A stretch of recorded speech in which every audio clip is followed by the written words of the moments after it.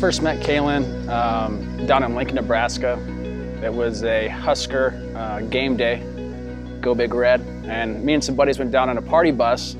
And as you should know, if you're my friend or a family member, I could care less about Husker football, but the aspect of drinking and maybe talking to a few girls is the main reason why I go down to Lincoln in the first place. So I was a senior at UNL, and we normally start Husker game days at the downtown bar. So Jesse was like, hey, my brother Alex and some of his friends are gonna come meet us. We were like, okay, great. I met up with Alex Milliken, which is out there in the audience here today, and he's like, let's go meet up with my sister. She's got some friends with her. And so of course I agreed. And we met her at Sandy's. She was with some friends, and the first time I saw her, it was almost like a wowza. I just thought he was hilarious. He had like this long, shaggy, like flipped out hair with like this flat bill on, and he had just started selling real estate, so he had like his new real estate cards. So he was like handing them out to everyone, like handed them to Schultz and I, and was like, if you ever know anyone that like needs to buy a house, like let me know. We're like, we're in college, so no, we don't. Alex, of course, was going to the game, and per usual, Sean was just participating in the drinking and just kind of started following us down O Street from there. She was telling me about a guy who was in town who she actually had wanted to see for so long, right? And we go to this other bar, the downtown or somewhere, and to go meet this lover boy of hers, and come to find out that guy was a complete a-hole. Oh, yes. So this guy I had kind of like dated a little bit, and this guy like was not giving me the time of day. So at that point I was like, I got this. And Sean was like, who is this loser? Like, you should not be talking to people like this. Like, he's treating you like crap. And after that, we just continued drinking. She stole my sunglasses at one point. I had to follow her around downtown Lincoln. We did some dancing. He just like made the night way better, even though it could have been a terrible night after having that happen. I mean, towards the end of the night, you know, the bus that I went down on is like, we're getting out of here, last call. It's time to go. And she's like, you can't go, you must stay. I was working in Omaha on Monday, so I said, I have to drive back down there tomorrow, I can take you with me. She's like, I'll take you back to Omaha the next morning. You know, I was like, okay, I hope you do. And long story short, I stayed at her place on the couch, and that was that. I drove him back to Omaha the next day. He just like made me laugh the whole way back. We held hands, like it just felt so comfortable, especially for someone I had literally just met the night before. We get back home and I was like, do you want to come inside, maybe take a nap? He was like, hey, I have this really sweet fish tank inside, like do you want to come see it? And I'm like, sure. So I went down to his like dirty, gross basement. So next thing you know, hours later, we are napping throughout the entire Sunday. And at that point, I knew I was in love.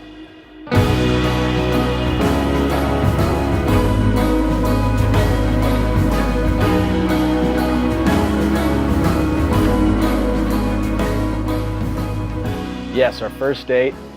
So I went down to Lincoln just about every other day, it seemed like, when we first started talking. I was really into her and wanted to know more about her.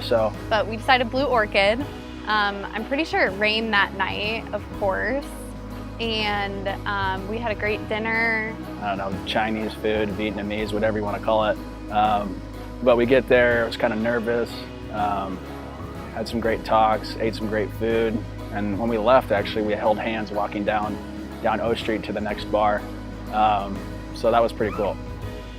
When I knew I was all in was when she wanted me to meet the family. We were going down to Johnson Lake where he would meet like the rest of my dad's side of the family, and they're kind of like tough cookies. Like they give people a hard time when they meet him for the first time. She actually asked me to be her boyfriend on the way down to Johnson Lake to go hang out with her cousins and aunt and uncle and all that.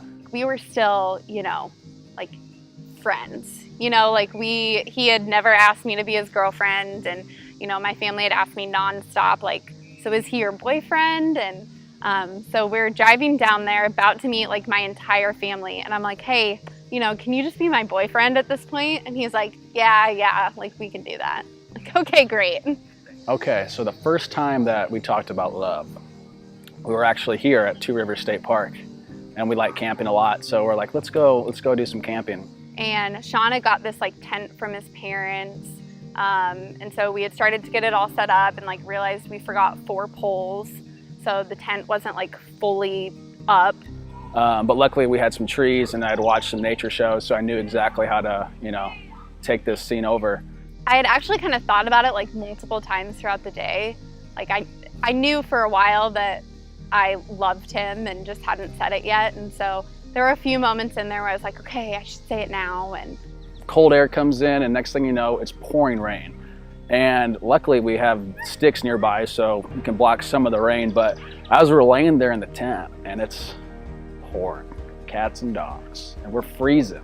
The mattress is like totally deflated. So we have to go back out to the car in the rain and like reinflate the mattress.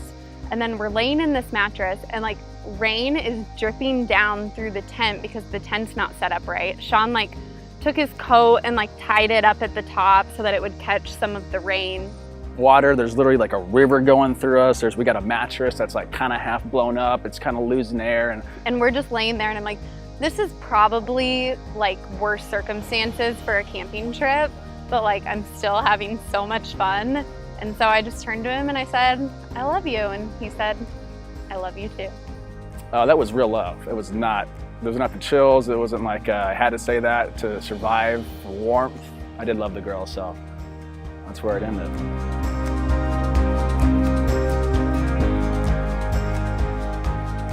So the proposal, buying the ring was expensive.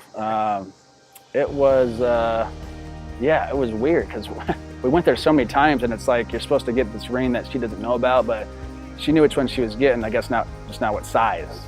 So Borsheim's really likes us a lot.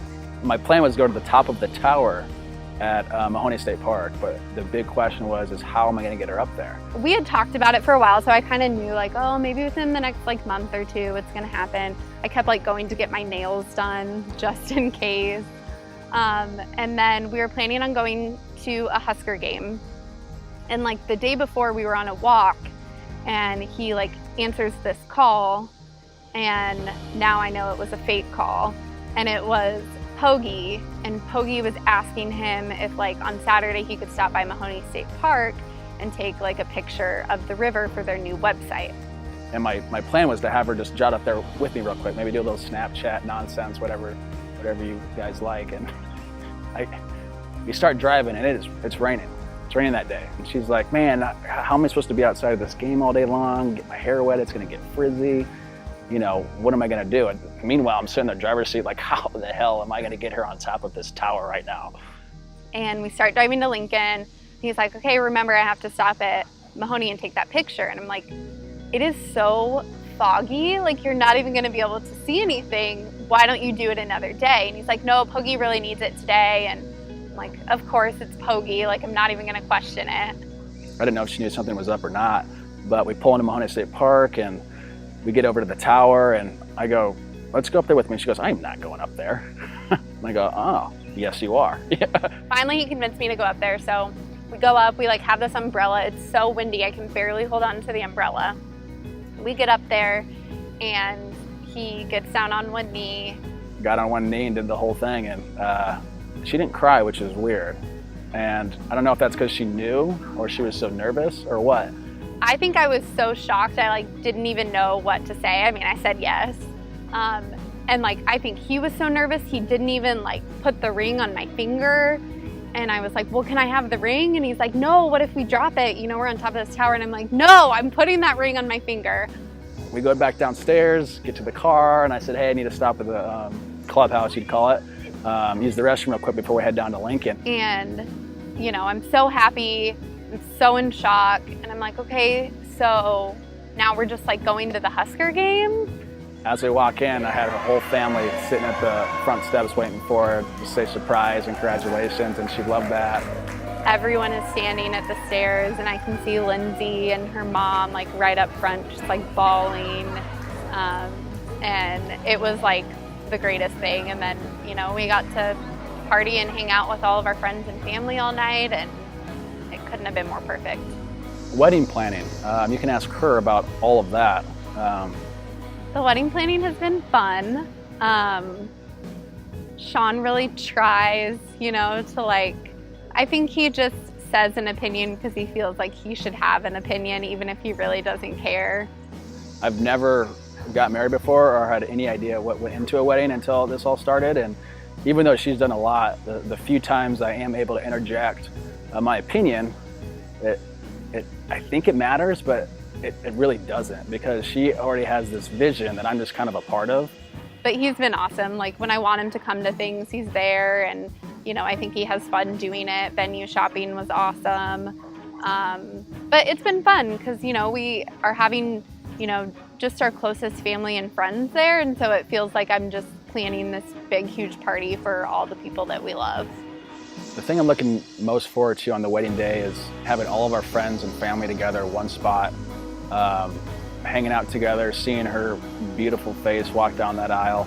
I'm most looking forward to saying our vows in front of everyone.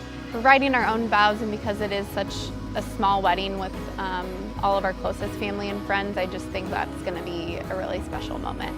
I think just having that person with you that wants to do the same stuff you do is nothing more I could ever ask for. So I'm really looking forward to spending the rest of my life with you, Kaylan. Sean, I love you. I'm so happy that this day is finally here, and I'm just excited to share the rest of our life together. I know there's so many amazing things that God has in store for us, and I can't wait to build a family and share so many adventures over the next however many years.